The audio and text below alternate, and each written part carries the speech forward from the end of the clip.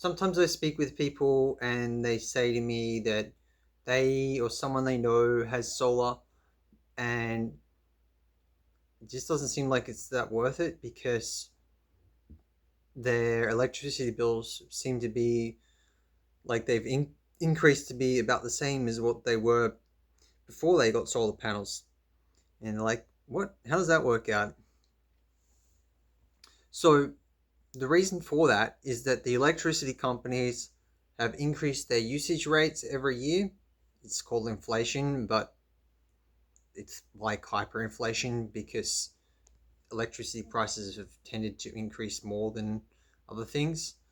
Like in the last year, they've increased by 25% alone. And the other reason is that the electricity companies have also been paying people less and less every year for how much they export back to the grid. So the way it works, solar panel power will generate electricity from the sun. That will go to the home first. Any excess will be sent back to the grid. And so what the electricity companies are charging people is around 35 cents for each unit of electricity that they use, which is called the kilowatt hour. And they then pay people back like around 5 cents per kilowatt hour. So 35 cents, 5 cents.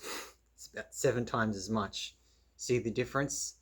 And so that gap has been increasing each year because they pay people less and less and less and charge them more and more and more because they have to make money, right? And so to stay in business, that's how they do it, because they make a profit of how much people use and how much they send back to the grid. But there's one electricity company that works a little bit differently. Well, there's maybe a couple, but the first one is called Amber, and they basically offer access to the wholesale prices.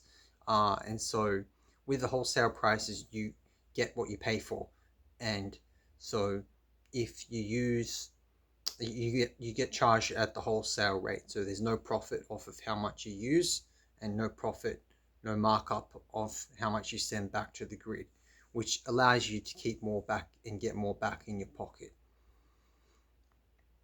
So if you have a battery, you can store the electricity from the solar power so that you can use it at night, and then any excess that doesn't get used can get sent back to the grid. And because more people are using more electricity at night, they can get paid more back for that. See how that works? So this is really the this is really the fork in the road that you can make. You can either keep paying for electricity bills day after day after day, month after month after month, year after year after year for the rest of your life, or where you're paying for electricity rate hikes every year, or you can get solar panels and batteries where you're generating electricity and using it that comes from the sun rather than from this 150-year-old electrical infrastructure and aging centralized power stations. So basically, you're owning your own electricity rather than renting it. See how that works? So rather than, it's like, why would you rent a home forever when you can own a home, right? Which is going to cost less over the long term. It's going to cost less to own a home, right? So it's like that with electricity. It costs less to own the electricity rather than rent it forever. Okay? And then when you go to sell the home, is your electricity company going to give you any money back for selling the home? No. But if you have solar panels and batteries, if, if there's one home that has solar and batteries, no more electricity bills, no more increasing electricity prices each year, and the other home still has no solar panels, batteries, where bills are increasing every year, which home is going to be more valuable, all else being equal? Is the home that has the panels and batteries, right? Because that home owns the electricity rather than renting it. You see how that works? So to address the original concern, people can have this misconception like solar doesn't really seem like it's worth it.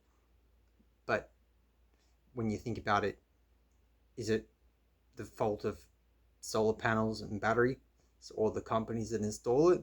Or is it the fault of the electricity companies increasing their charges and reducing their export credits every year? Whose fault really is it? And whose responsibility is it to choose whether to keep putting up with that or to do something about it where you can own your electricity instead? And if you're one of the ones that have already made that commitment to get panels and batteries, kudos to you.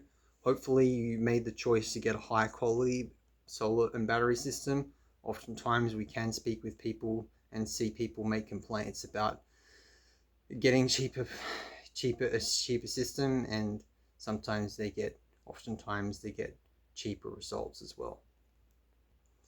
And I'm not saying that where we work we charge the most. We offer a range of options, budget, in the middle of the road with a good mix of quality and price. And yeah, we can quote you for systems, Tesla, Sig Energy, Sungrow, that are premium as well, if that's something that you're leaning more towards. Whatever you're looking for, we can meet you where you're looking for and work with you. So give me a call if you would like, or leave a comment below, and I'll get back to you. You know, if you're wanting to be able to get some information so you can really have a clearer picture of what would it, of how, you know, the best path that you could take when it comes to how you get your electricity for the long term. All right, peace out.